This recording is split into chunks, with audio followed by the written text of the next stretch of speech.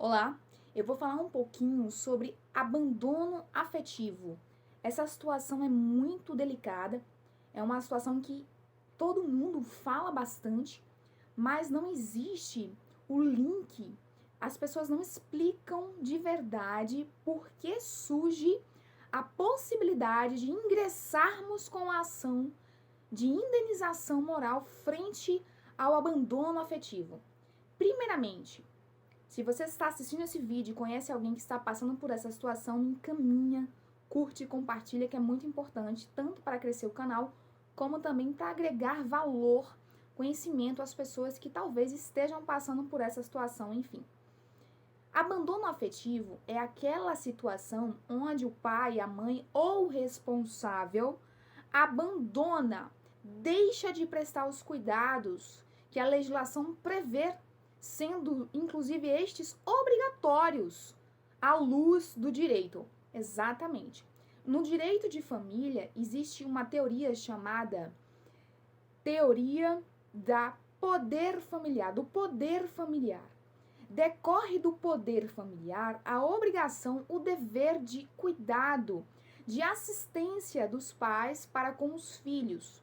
Esse dever de cuidado decorrente do poder familiar, nós temos nessa perspectiva a obrigação legal dos pais de cuidar de forma total dos filhos, integral, integrativamente. Isso quer dizer, não só materialmente, mas espiritualmente, emocionalmente, sociocultural, passar um tempo de qualidade com os filhos, ou seja, todas essas questões, esses caracteres, compõem aí o dever dos pais para com os filhos.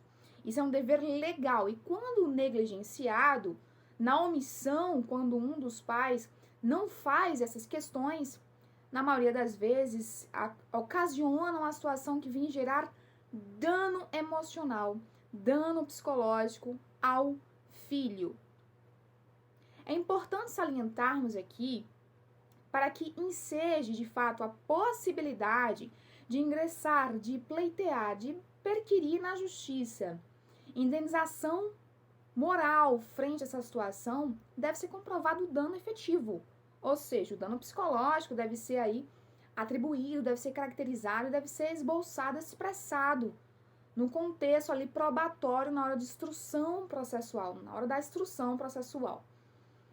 Nós sabemos, só para contextualizar, que a culpa, na verdade, a obrigação aí decorre não do abandono afetivo em si. Essa nomenclatura, alguns doutrinadores, inclusive, discutem. Por quê? Porque ninguém pode obrigar ninguém a amar outra pessoa. Você não pode obrigar o genitor a obrigar o pai. As pessoas, os doutrinadores, falam que o afeto, embora seja um princípio no direito de família basilar e muito importante, ele não é aferido pelo direito. Ele é animalesco à luz do direito. Mas a afetividade, que é a expressão, o exercício desse afeto, o direito pode assim mensurar e pode inclusive nortear, pode dizer aí o que cabe, o que não cabe fazer nessas questões. Ou seja, nós não podemos aferir o sentimento em si das pessoas. Nós não podemos obrigar que a outra pessoa ame a outra pessoa, o seu filho, sua filha, enfim. Mas nós podemos exigir que essas pessoas cumpram com as suas obrigações decorrentes, como eu já falei, do poder familiar, que é a teoria, é a questão que engloba e que caracteriza o dever de cuidado desses filhos. Quem nunca ouviu aquela frase, pariu, bateu, que balance? Pois é, essa frase tem uma analogia aqui com o que nós estamos falando. De fato, você que é pai, você que é mãe ou responsável pela criança, enfim, tem que cuidar do filho de fato. E se não fizer, incorre aí os elementos da culpa. Quais são os elementos da culpa? Negligência, imperícia ou imprudência. Esses elementos, quando não observados, enseja aí a culpa. Enfim, não quero entrar em detalhes sobre essas questões que, de fato, configuram a possibilidade de responsabilidade civil. O que eu quero falar aqui, principalmente é que o abandono afetivo, de fato, existe cotidianamente, nós todos sabemos disso. E você, leigo que está assistindo esse vídeo, você que não é da área jurídica, precisa contratar um advogado especialista, um profissional especialista.